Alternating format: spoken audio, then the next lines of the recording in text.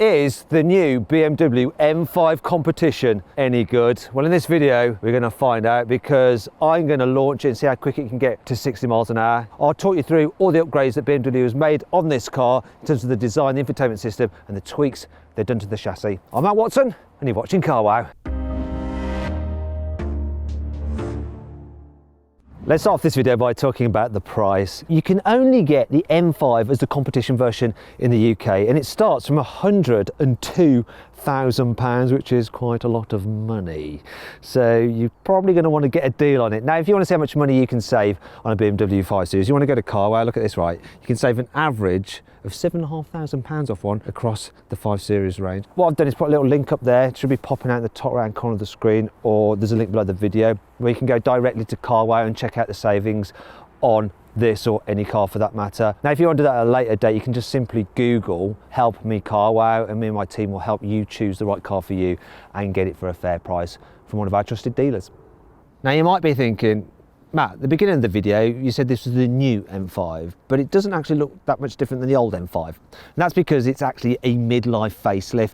But BMW has tweaked the designs. They've redesigned the grille slightly, the front bumper and the lights. And being an M5 competition, you get a blacked out grille, the M5 competition badges as well, and huge air intakes to feed cool air into the intercoolers. This car also has the upgraded laser lights, which look really cool.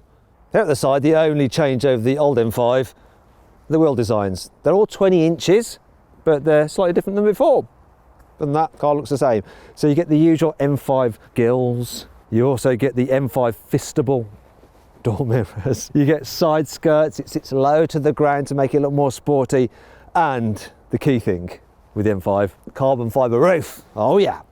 And obviously being the competition, this has like the black pack, they call it, where everything's like blacked out. Oh yeah, just looks meaner, doesn't it? Here at the back, changes over the old M5 include a new rear bumper, a new diffuser. Oh, and they've even redesigned the tailpipes. Look, apparently they've made them narrower. But let's see, I've got the CarWow log of truth. Will this still fit in there? Oh yeah, look at that. Still fits, and they're still real. No fakery. What's also new are the tail lights. They look really cool. And then, other than that, it's just like a old BMW M5 competition. So you get the M5 competition badges and the little boot lip spoiler as well. Here in the front, BMW has upgraded the M5's infotainment system. So you get the new latest system, which does over-the-air updates. It's got Apple CarPlay and Android Auto, both of which are wireless. Very, very good system to use. Really do like it. Also, what's new? These setup buttons are here in M mode, like you get on the M8. The seats, apparently, they're new, although they do look similar to the ones in the old M5.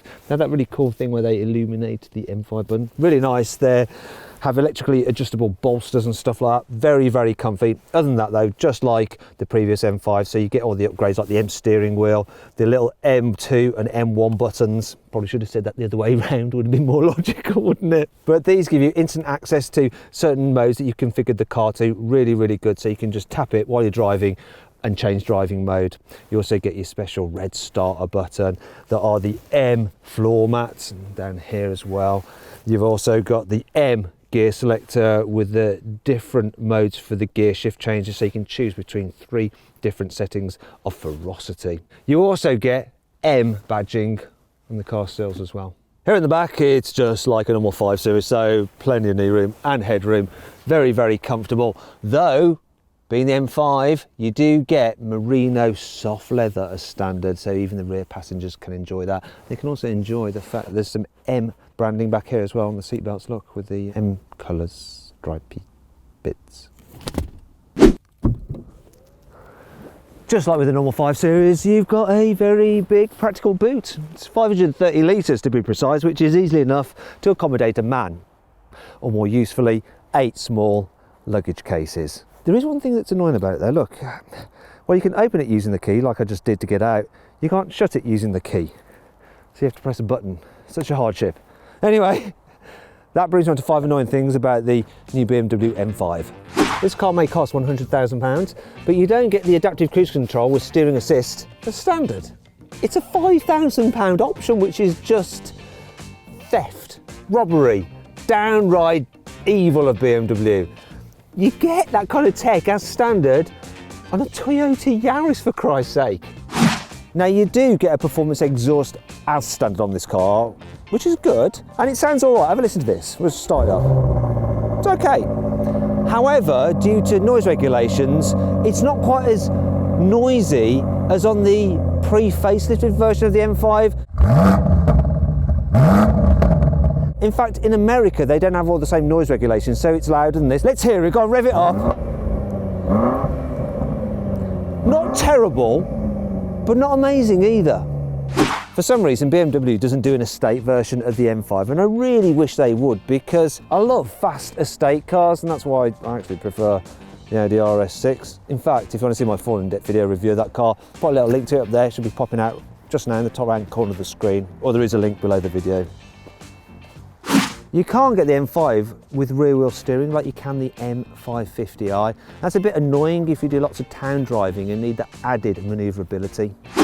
The economy of this car is claimed to be 25.4 miles per gallon, which isn't terrible, but the reality is you're going to do worse than that. In fact, I've only managed 5.5 miles per gallon, and that's in 31 miles.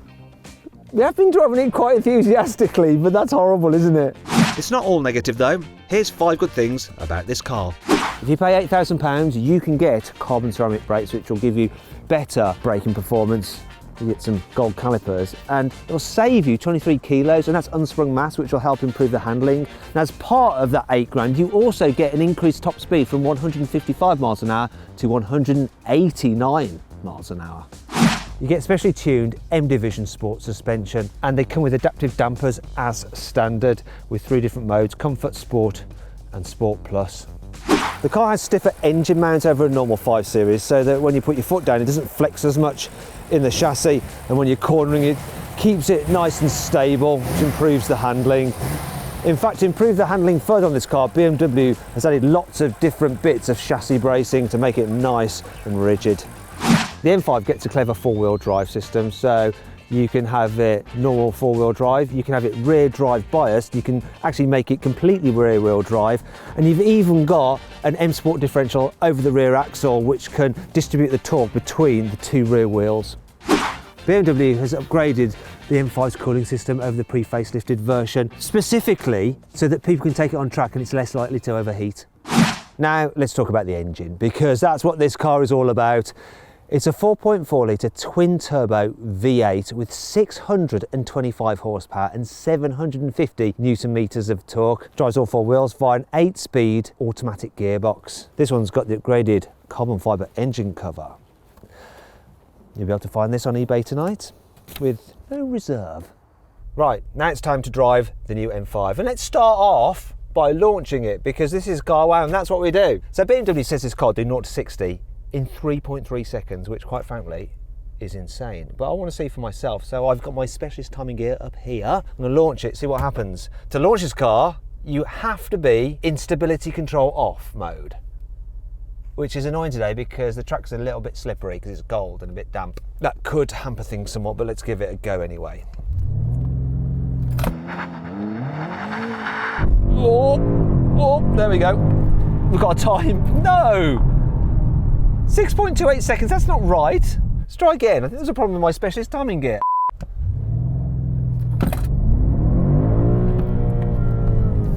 And there lies the problem with the f***ing BMW. Launching it is an asshole. You can launch it once or twice and then you have to drive around for a bit so the car calms down and then you can launch again. Now you don't have that problem at all with a Porsche Panamera Turbo. That car will just launch over and over and over and over again until you're bored of it. Do you know what? If you want to see my in-depth video review of the Porsche Panamera Turbo, I've put a little link there. It should be popping out in the top right corner of the screen. If you can't see it, there's also a link below this video.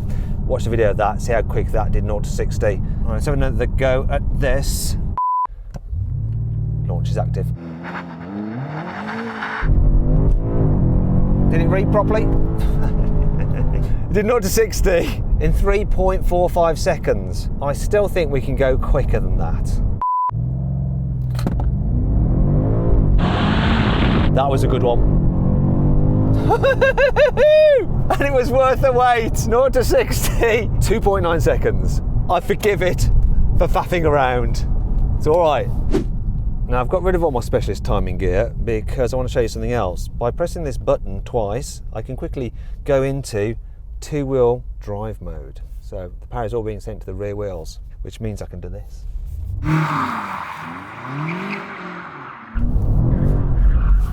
It's just so easy to do.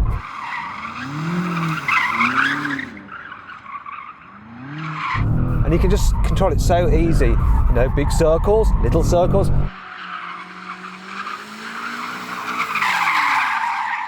So much fun. You're never really going to do that in real life. But when you're a motoring journalist and you don't have to worry about tyres, you can just send it back to the manufacturer. Go, oops, not much tread left on these. Let's get out of rear wheel drive mode. Let's get the stability control on and let's drive it a bit more normally. I'm going to keep it in sports mode though, and I'm going to have the stability control in a halfway house. In fact, I'm even going to go and change gears myself. There we go. So what's this car like then? Obviously the engine dominates it. 60, I'm at 60, I've floored it. I'm now at 100. It's so effing quick, this thing. Thankfully, it handles well. It's big, you know, it's almost 2 tons in weight, but it does grip and go around corners really well. And that 4-wheel drive system just giving you lots of traction to catapult out of bends. Very impressive. Stays nice and flat through the turns, gives you loads and loads of confidence. If you get really carried away, there's no hiding the fact that it's a heavy car. It'll start to understeer and push wide, but it does seem to have the edge in terms of handling compared to a Mercedes E63 and definitely over an Audi RS6, but it's still no sports car. It really isn't. And this creates a bit of a problem with it, you see. For the road, it's way too quick. Actually, let me correct myself. For British roads, especially country roads, it's too quick and too big.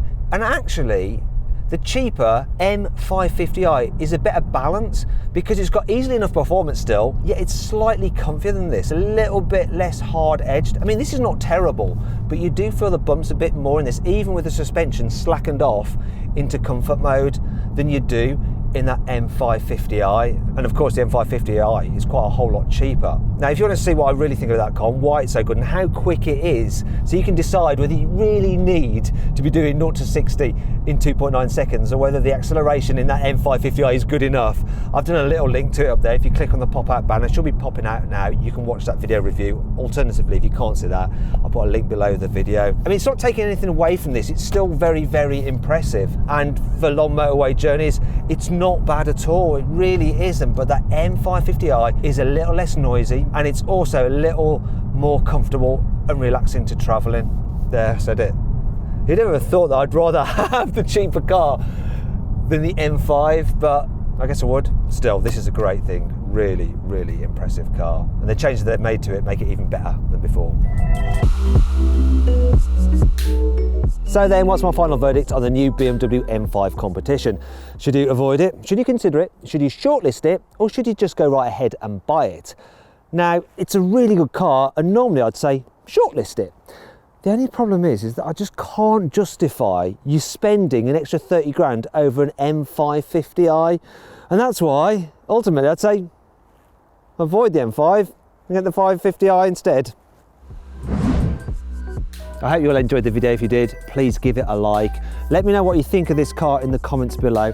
And if you want to watch some drag races involving a normal M5 against its key competitors, click on that window there. Or a 1,000 horsepower M5 against a Porsche 911 Turbo S, click on that box there.